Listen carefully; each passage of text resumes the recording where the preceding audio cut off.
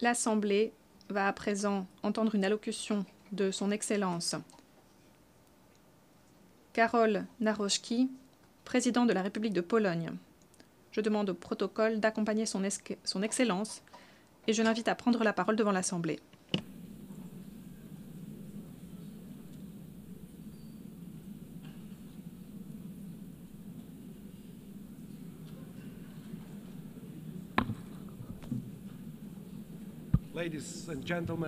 Mesdames et messieurs, Excellences,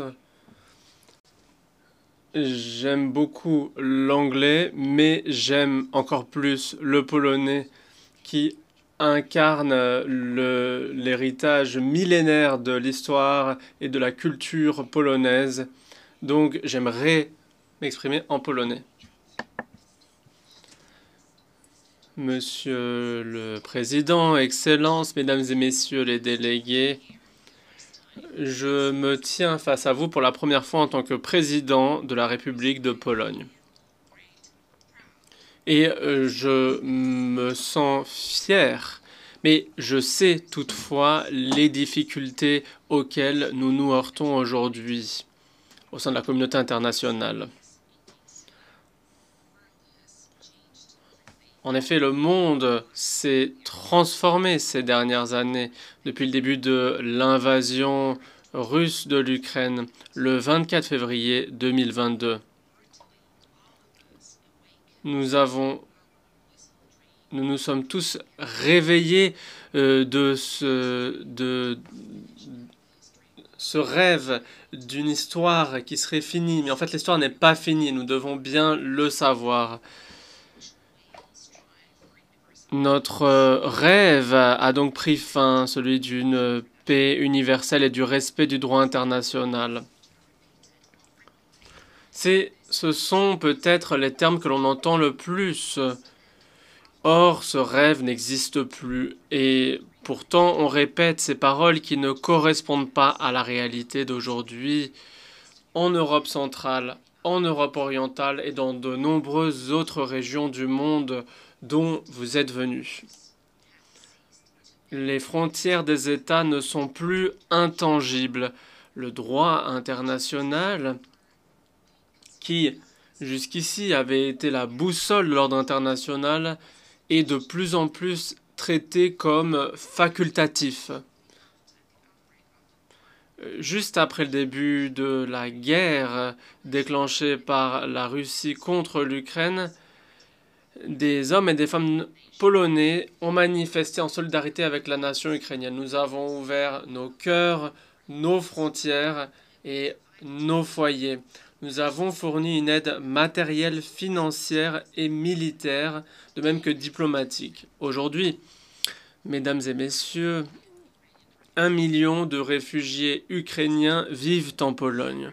Mesdames et messieurs, l'invasion russe de l'Ukraine est non seulement le conflit le plus grave en Europe depuis la Deuxième Guerre mondiale, mais c'est aussi un tournant. L'ordre international existant s'effondre sous nos yeux. Le monde entre dans une époque dangereuse et nouvelle de rivalité entre grandes puissances qui violent les règles et qui essaient de voir jusqu'où elles peuvent aller jusqu'à ce qu'on les arrête. Le principe de souveraineté est de plus en plus bafoué. L'interdiction de l'agression aujourd'hui est lettre morte. Plutôt que le droit, c'est la force brute qui est utilisée. Nous sommes aujourd'hui à un moment charnière. Un moment où les décisions que nous prenons auront des conséquences pour les décennies à venir. Nous devons toutes et tous en avoir conscience et nous assumons les responsabilités de cela. C'est pourquoi, en tant que communauté d'États démocratiques ou d'États qui souhaitent le devenir, nous devons considérer que cette situation est un champ de bataille au nom de principes et l'issue déterminera l'avenir de notre civilisation. Mesdames et messieurs, Je pense que c'est le dernier moment pour agir concrètement. Mesdames et messieurs, l'agression russe à l'encontre de l'Ukraine n'est pas un simple conflit régional. C'est une épreuve. Les principes sur lesquels repose l'ONU sont mis à rude épreuve, ou bien est-ce que l'ambition impériale et coloniale d'un État s'imposera, lequel se considère au-dessus du droit, lequel a maintes fois ignoré les résolutions de cette assemblée, d'autres assemblées, et nous avons des responsabilités, chacun et chacune, lorsque nous prononçons les mots de paix et de sécurité, qui doivent être répétés, mais qui doivent être accompagnés de mesures. Il faut éliminer les causes profondes du conflit. Bien, moi, je suis d'accord avec ce libellé. Mais les causes profondes de l'agression russe sont essentiellement idéologiques. La Russie a une vision impériale et considère des nations entières comme une propriété coloniale. Elle leur nie toute qualité de sujet et avec des constructions artificielles justifie les annexions en tant que correction historique. En Pologne, en Europe centrale, en Europe orientale, nous le savons déjà depuis au moins 86 ans. Ce sont les mêmes idées que l'on a retrouvées tout au long de nos débats au sein de l'Assemblée générale. Pour nous, ces idées ne sont pas nouvelles en Europe centrale et en Europe orientale, que ce soit la République de Pologne pendant la première moitié du XXe siècle ou que ce soit l'Ukraine aujourd'hui. C'est la même chose qui est en jeu. En tant qu'historien, je considère le présent à l'aune du passé. Après des siècles de conquêtes, de guerres, de partitions, de déportations, de viols, de crimes, au XXIe siècle, la Russie n'a pas abandonné ses ambitions impériales. L'un de mes illustres prédécesseurs, Lech Kaczynski, l'avait très bien compris. En 2008, il l'avait dit face au Parlement. Et ces paroles ont résisté à l'épreuve du temps. Le président Kaczynski a dit « Mesdames et messieurs, aujourd'hui c'est la Géorgie, demain ce sera l'Ukraine, après-demain les États baltes, et ensuite peut-être que mon pays sera visé, la Pologne. » Lorsque la Russie a attaqué la Géorgie, tout le monde ne comprenait pas forcément que ce n'était que le début du nouvel impérialisme du Kremlin. Malheureusement, les vents de l'histoire recommencent à souffler, nous le voyons.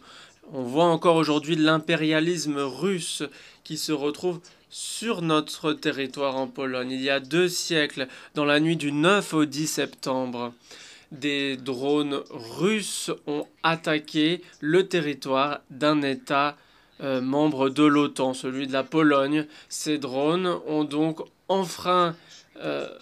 sont entrés par effraction sur le territoire de mon pays. Et ce n'était pas une coïncidence. C'est arrivé suivant des ordres émis dans la capitale d'un pays qui est un membre permanent du Conseil de sécurité. Et ainsi, pour la première fois depuis la Deuxième Guerre mondiale, la Pologne a dû ouvrir le feu sur des objets hostiles sur notre territoire. Mesdames et messieurs, en tant que commandant en chef des forces armées, en tant que président, je puis vous assurer que la Pologne réagira et se tient prête à défendre son territoire. Mesdames et messieurs,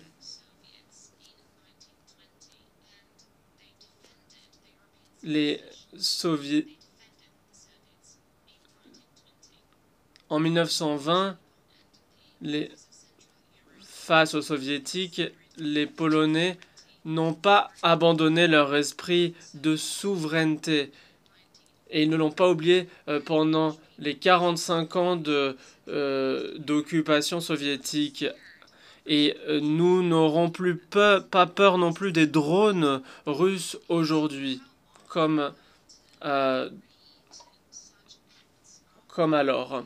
Mais devons-nous accepter l'infraction de ces principes de notre communauté internationale? C'est pourquoi nous investissons dans la défense, nous construisons la résilience de notre pays et de notre partie de l'Europe.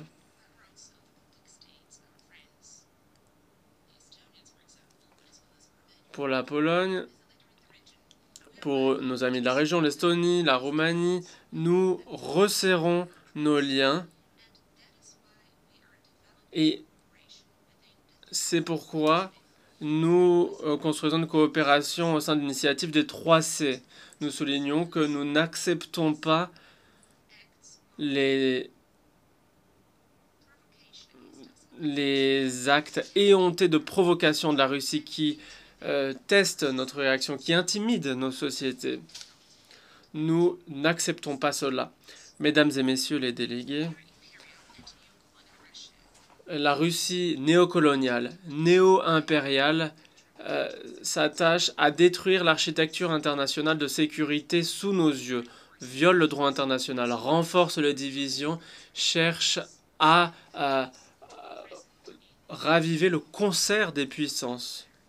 Et de nombreux délégués ici savent bien que des frontières ont été tracées par la force, avec des décisions prises sans consulter les nations. L'histoire de mon pays montre qu'une paix durable ne saurait être construite sur le fait de récompenser l'agression. Nous ne pouvons pas accepter la violation de l'intégrité territoriale et de la souveraineté. La Russie ne cherche pas une véritable paix, malgré les déclarations, les volontés affichées de dialogue,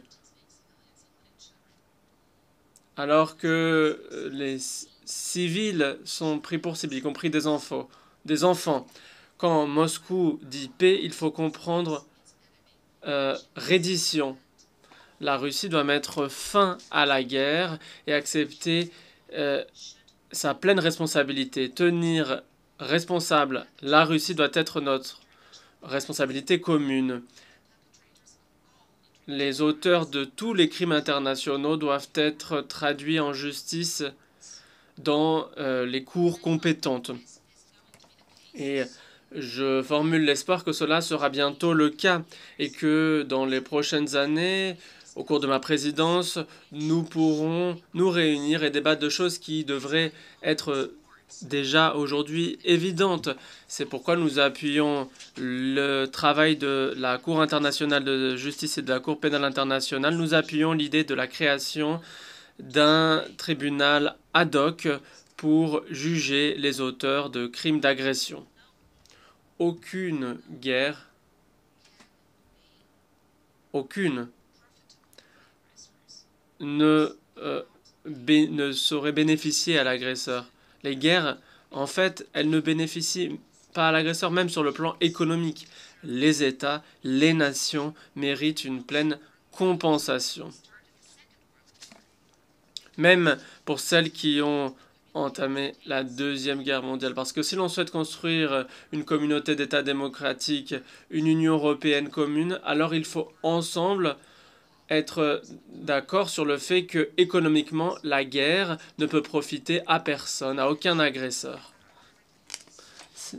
Mesdames et messieurs, aujourd'hui, nous sommes confrontés à des défis internationaux et locaux. Les yeux, aujourd'hui, dans le monde, sont rivés vers le Moyen-Orient. La Pologne, comme de nombreux autres pays, suit avec préoccupation la situation au Moyen-Orient.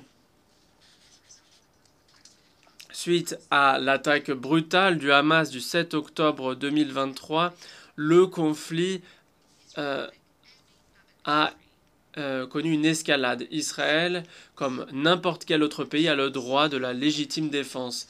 Les mesures prises par Israël, toutefois, doivent se faire dans le respect du droit international, y compris du droit international humanitaire. La Pologne continue à plaider pour la solution à 2 États pour régler le conflit au Moyen-Orient, afin de donner à la fois aux Palestiniens et aux Israéliens le droit de vivre dans la paix et la sécurité. La Pologne appuie les efforts internationaux visant à améliorer la situation au Moyen-Orient et appelle les Nations Unies à agir. Mesdames et messieurs, la Pologne n'a pas de passé colonial. C'est pourquoi nous sommes un partenaire fiable, digne de confiance pour les pays asiatiques et africains. Les Polonais ont par ailleurs été victimes de politiques coloniales des superpuissances. Nous comprenons donc bien les instruments du néocolonialisme et nous ne sommes pas favorables à la déstabilisation de certaines régions du monde. En tant que président de la République de Pologne, je veillerai à renforcer la coopération de mon pays avec différentes régions du monde. Je pense au continent africain. Nous voyons que les guerres, conflits et attentats terroristes sapent les efforts des pays africains pour dégager des conditions justes et équitables. Le monde doit être aux côtés de ceux qui sont touchés par l'instabilité et doit aider à restaurer la paix. Nous ne sommes pas favorables à ce que des puissances néocoloniales entraînent une déstabilisation, par exemple au Sahel, pour entraîner des flux de migration mondiaux ou pour exercer une pression migratoire. Nous ne sommes pas favorables à ce que des groupes criminels internationaux profitent de la traite d'humains et de l'esclavage. Et par ailleurs, il est évident que nous souhaitons développer nos relations avec l'Asie et le Pacifique, dont le rôle de cette région a connu une croissance importante. Un développement économique qui s'accompagne de tensions géopolitiques qui entament la stabilité, la prospérité et la sécurité, y compris dans d'autres régions du monde. Mesdames et messieurs, le peuple polonais est préoccupé par les retombées négatives de crise mondiale. En tant que président de Pologne, je souhaite dire ouvertement devant cette communauté internationale que nous sommes également préoccupés et conscients des erreurs de nos partenaires, amis et voisins occidentaux. Oui, je suis d'accord avec le président Donald Trump ces dernières années et nous avions mis en garde contre cela. Un signal envoyé aussi par d'autres pays d'Europe centrale et orientale. L'Europe se trouve dans une folie idéologique sur la question migratoire, sur la question de l'écologie, avec le pacte vert, ce qui a détruit les marchés agricoles notamment. Nos partenaires avec qui nous souhaitons construire une Union européenne commune subventionnent depuis des années le gaz russe bon marché en Pologne, en Europe centrale. Nous le savons. Et à chaque fois que les dirigeants de nos pays tirent les conclusions, lorsque l'on nous entend, nous sommes fiers. L'aide au développement et l'aide humanitaire fait partie de notre politique étrangère pour construire la paix, la sécurité et le développement. C'est un investissement dans notre avenir, notre stabilité, notre prospérité. Nous appuyons l'Afrique, l'Europe orientale et le Moyen-Orient dans de nombreux domaines. Mesdames et messieurs, la Pologne, en tant que membre fondateur de l'Organisation des Nations Unies, est la 20e économie mondiale. Un pays qui a connu une transformation ces 30 dernières années. Il est passé du statut de pays en développement un pays développé, d'une économie planifiée à une économie de marché. Cette expérience unique nous permet de contribuer aux travaux de l'ONU sur le développement en présentant la perspective de l'Est, de l'Ouest, du Nord, du Sud. Au vu de notre potentiel et de notre expérience, nous cherchons à participer aux travaux du G20 qui jettent des ponts à cette époque turbulente. Nous espérons aussi que l'invitation à participer à la prochaine réunion du groupe qui nous a été donnée par le président Donald Trump et que je remercie, nous permettra d'avancer. Les droits humains, mesdames et messieurs, est l'un des trois piliers sur lesquels reposent les Nations Unies. On ne peut pas parler de véritable paix si l'on ne protège pas les droits humains partout et de tout le monde sans exception. La paix, ce n'est pas simplement l'absence de conflits armés, c'est aussi la justice, l'égalité, le respect de la dignité humaine. C'est pourquoi la protection des droits humains doit être la priorité dans tout processus d'édification de paix et de sécurité. Nous voyons tous les conséquences dramatiques de l'agression russe sur les droits humains, sur les questions humanitaires. La priorité de la Pologne, du peuple polonais, c'est aussi la situation des droits humains au Bélarus. Il nous faut défendre les droits humains dans sa dimension la plus fondamentale. Et j'entends le droit à la vie de la conception jusqu'à la mort naturelle. Nous protégeons nos familles comme enceintes de bonheur, d'amour et dans laquelle on élève les enfants. La Pologne, nous souhaite parler du groupe le plus persécuté du monde, les chrétiens. Le Conseil des droits de l'homme est l'enceinte principale pour garantir le respect des droits humains au sein de l'ONU. C'est pourquoi la Pologne a présenté sa candidature pour devenir membre du Conseil des droits de l'homme pour 2029-2031.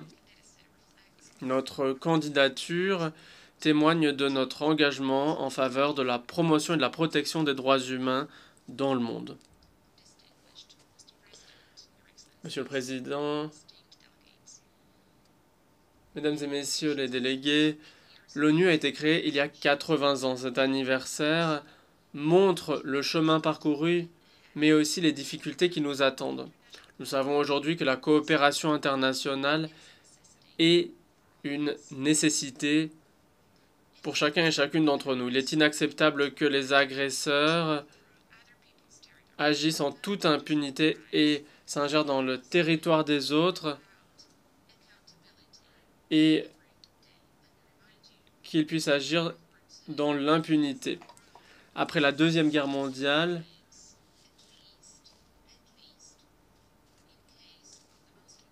pour les commandants les plus élevés, les crimes ont été jugés à Nuremberg.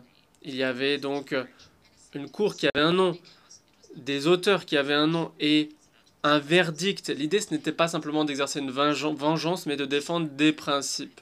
Aujourd'hui, il nous incombe de veiller à ce que le crime ne soit pas récompensé et que le droit ne soit jamais remplacé par la force.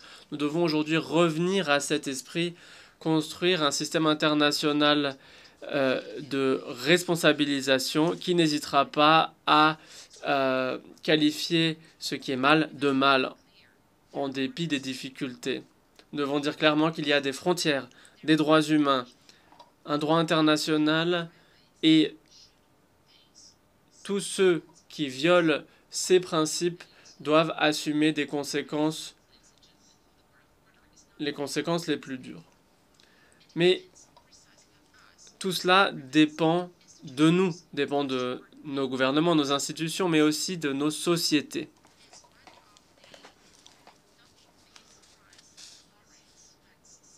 Comme l'a dit un lauréat du prix Nobel, La neutralité bénéficie toujours à l'oppresseur, jamais à la victime. Le silence encourage le bourreau, jamais la victime. Ces paroles ne doivent pas être un simple avertissement, mais un appel à l'action. L'action, dès aujourd'hui, ici. Je vous remercie de votre attention.